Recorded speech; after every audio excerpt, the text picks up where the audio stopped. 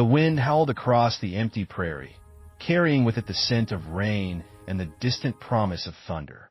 The sky was bruised purple, heavy with clouds that threatened to break at any moment. In the middle of that vast, lonely land, a single figure stumbled through the tall grass, her dress torn and stained, her breath coming in ragged gasps. Her name was Clara Hayes. She was young, but the lines of hardship had already begun to etch themselves into her face. Blood trickled from a cut above her eyebrow, mixing with the dirt on her cheek. Her hands shook as she pressed them to her side, trying to stanch the bleeding from a wound she could barely remember getting. Every step was a battle, every breath a victory.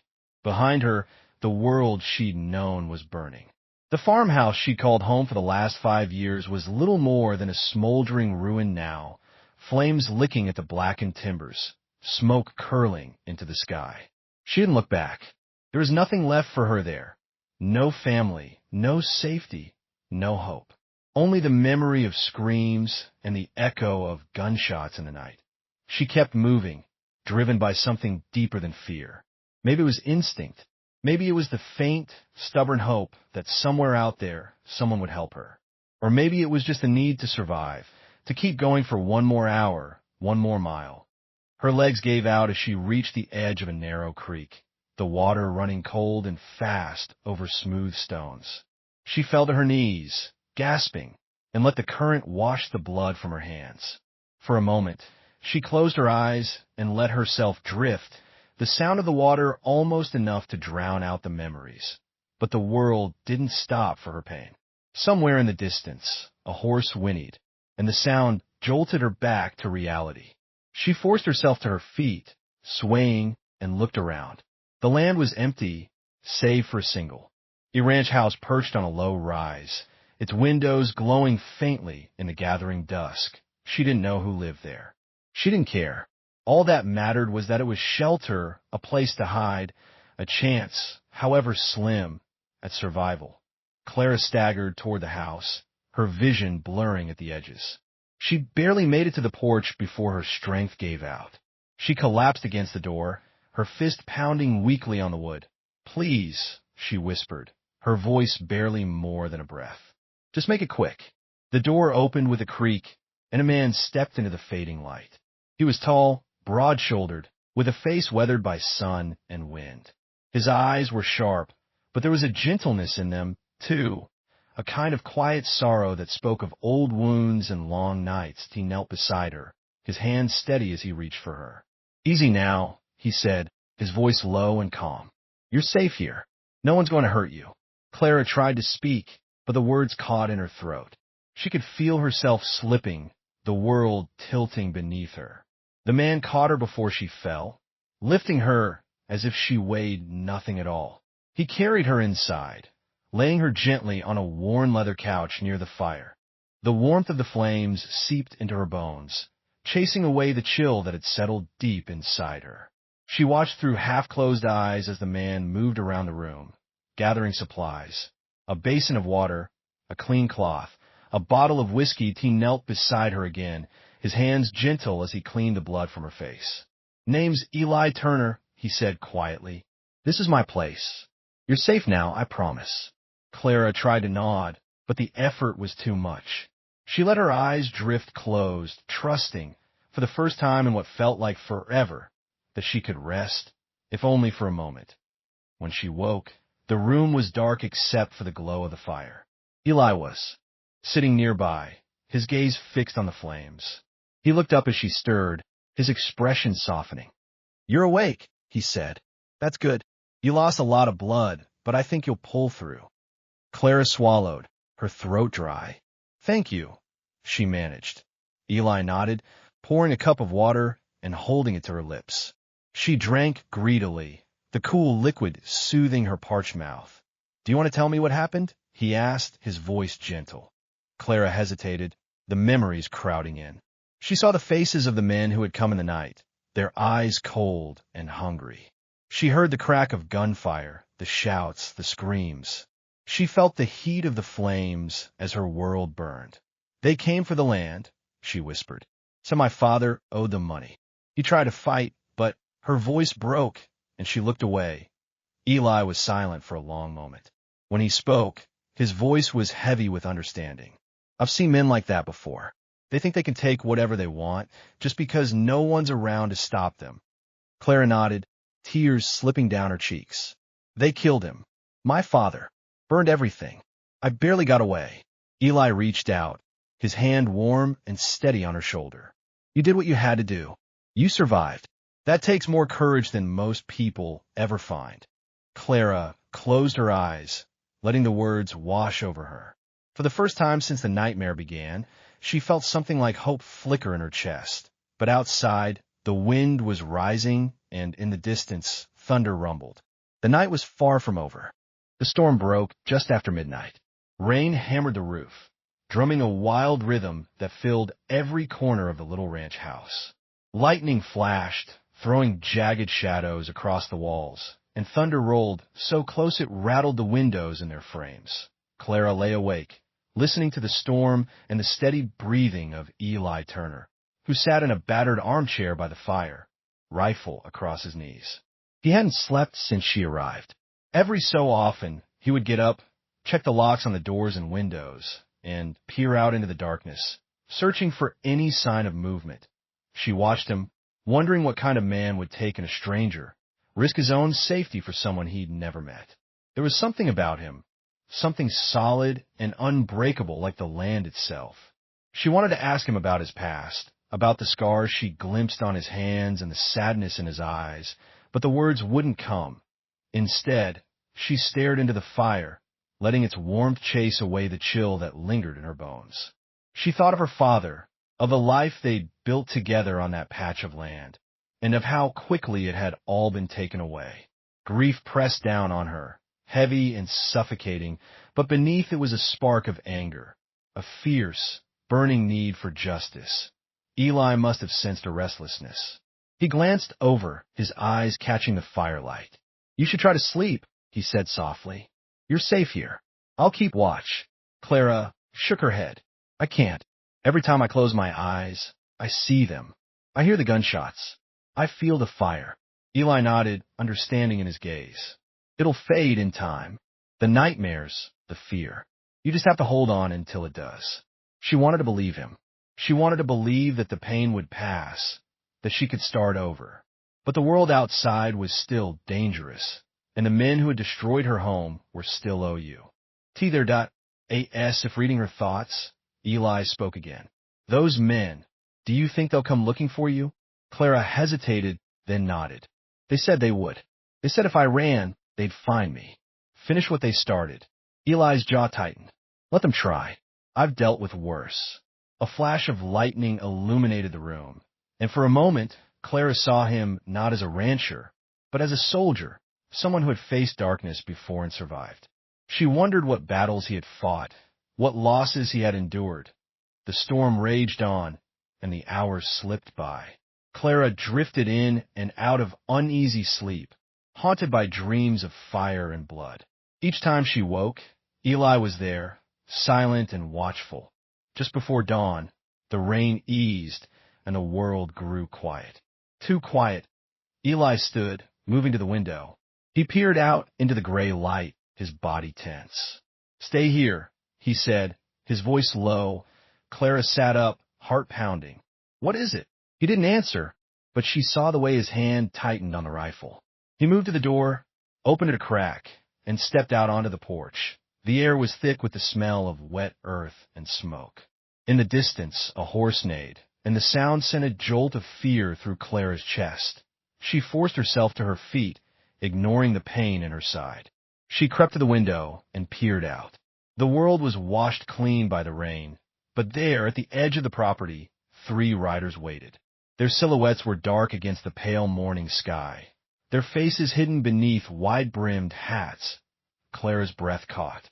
She recognized them, the same men who had come in the night, who had destroyed everything she loved. Eli stood on the porch, rifle at his side. He didn't move, didn't speak. The men watched him, their horses shifting restlessly. Finally, one of them called out, his voice carrying across the wet grass.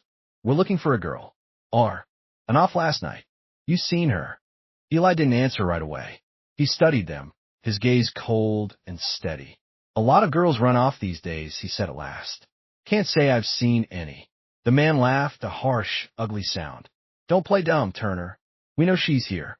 Hand her over, and we'll let you be. Eli's grip tightened on the rifle. You boys burned her house. Killed her father. You think I'm just going to give her up? The leader's smile faded. You don't want trouble, old man. Eli stepped off the porch, his boots sinking into the mud. Trouble's already here. For a moment, no one moved. The world seemed to hold its breath. Then, with a sudden, violent motion, the leader drew his gun. Eli was faster. The crack of his rifle split the morning air, and the leader tumbled from his horse, hitting the ground hard. The other two men hesitated, fear flickering in their eyes. Eli leveled the rifle at them. You want to join him?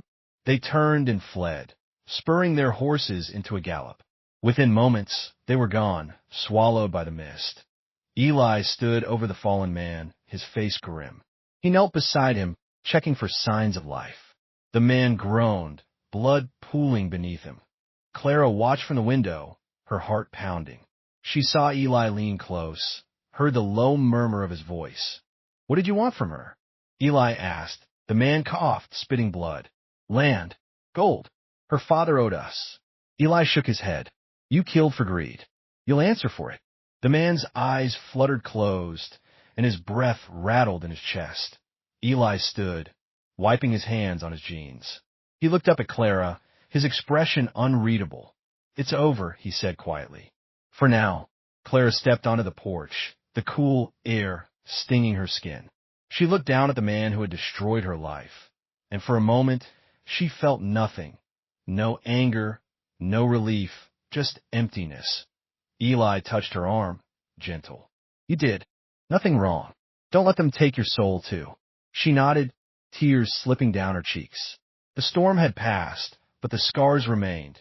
Inside, the fire burned low, casting long shadows on the walls. Clara sat by the hearth, staring into the flames. Eli joined her, silent. The world outside was quiet, but she knew it wouldn't last. There would be more men, more violence, more pain. But for now, she was safe. For now, she could breathe. And somewhere deep inside, hope began to grow. The days that followed were slow and heavy, each one marked by the quiet routines of survival. Eli repaired the broken fence, checked the livestock, and kept a watchful eye on the horizon. Clara helped where she could. Though her wounds still ached and her sleep was haunted by memories she couldn't escape. The ranch was a world apart from the chaos she'd fled. Here, the mornings were filled with the lowing of cattle and the scent of dew on wild grass. The afternoons stretched long and golden, the sun painting everything in shades of hope and sorrow. At night, the fire crackled in the hearth, and the silence between Clara and Eli grew less heavy, filled instead with the comfort of shared company. They spoke little of the past. Instead, their conversations drifted to small things: the weather, the stubbornness of a mule, the way the stars looked brighter out here, far from the lights of town. But beneath every word was an unspoken understanding. They were both survivors, bound by loss and the fragile promise of something better. One evening, as the sun dipped low and painted the sky in streaks of orange and violet, Clara found herself standing at the edge of the property, looking out over the land. The grass swayed in the breeze, and for a moment she let herself imagine a future here, a life rebuilt from the ashes, a place where she could belong. Eli joined her, his presence quiet but steady. He didn't speak, just stood beside her, watching the sky. After a while, Clara broke the silence. Do you ever think about leaving?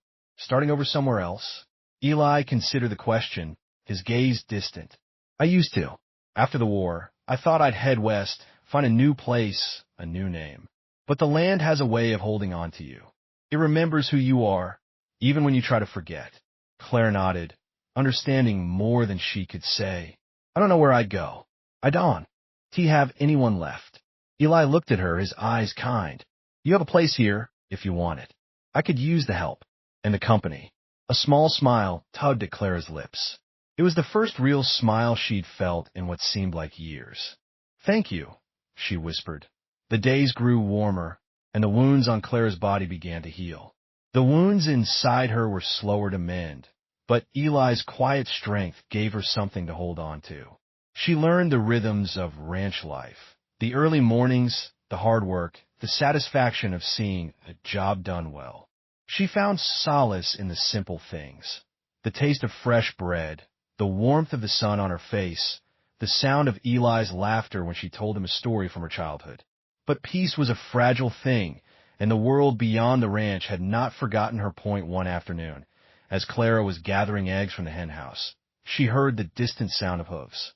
Her heart leapt in her throat, and she froze, listening. The sound grew louder, closer, until she could see a cloud of dust rising on the road. Eli appeared at her side, rifle in hand. He met her gaze, and she saw the same fear reflected in his eyes. "Stay inside," he said quietly. Clara nodded, hurrying back to the house. She watched from the window as a group of riders approached, their faces hard and unforgiving. At their head was a man she recognized, the brother of the one Eli had shot. The riders stopped at the gate, and the leader called out, his voice cold. "We're here for the girl. She's got something that belongs to us." Eli stood his ground, his rifle steady. "She doesn't owe you anything. You've taken enough." The man sneered. "You think you can protect her? You think you can stand against us?" Eli's voice was calm, but there was steel in it. "I've stood against worse." The standoff stretched, the air thick with tension. Clara's hands shook as SH. He watched, fear and anger warring inside her. She wanted to run, to hide, but she knew there was nowhere left to go. The leader dismounted, his boots crunching on the gravel. He drew his gun, aiming it at Eli. "Last chance, old man. Hand her over, or I'll burn this place to the ground." Eli didn't flinch. "You'll have to go through me." For a moment, time seemed to stop. The world narrowed to the space between the two men, the promise of violence hanging in the air. Then, with a sudden, desperate courage, Clara stepped out onto the porch. Her voice was steady, though her heart pounded in her chest. "I'm here. If you want me, take me. But leave him out of it." The leader's eyes narrowed. "You think you're brave, girl? You think you can bargain with me?" Clara met his gaze, refusing to look away. "I'm not bargaining. I'm ending this. You want revenge? Take it. But I won't let you destroy another life because of me." Eli moved to stand beside her, his presence a silent shield. "You're not alone, Clara. Not anymore." The leader hesitated, uncertainty flickering in his eyes. He looked at his men, searching for support, but found none. The others shifted uneasily, unwilling to cross a man who stood so firm, or a woman who faced them without fear. Finally, the leader spat on the ground and holstered his gun. "You're not worth the trouble," he muttered. He mounted his horse, and with a sharp whistle, the riders turned and rode away, the sound of their hooves fading into the distance. Clara sagged with relief, tears streaming down her face. Eli caught her as she stumbled, holding her close. "It's over," he whispered. "You're safe." For the first time, Clara believed him. That night, as the fire burned low and the world outside was quiet, Clara sat beside Eli, her hand in his. They spoke of the future, not of fear or loss, but of hope, of planting new crops, of rebuilding what had been lost, of finding peace in a world that had given them so little. And, as the dawn broke, painting, the sky in gold and rose, Clara knew that she had found something worth living for. Not just survival, but a life, a home, a friend, and the promise of days yet to come. Sometimes the world takes everything from you. Sometimes it leaves you with nothing but pain and the memory of what you've lost. But sometimes, if you're lucky, it gives you a second chance, a place to heal, a person to trust, a reason to hope that. So, if you're listening to this story, wherever you are, remember, even in the darkest night, there is a dawn waiting. Even in the loneliest place, there's a hand to hold. And even when you think you can't go on, you might find the strength to stand, to fight, and to live again. Now, tell me, where are you listening from tonight? And what gives you hope, even when the world feels lost?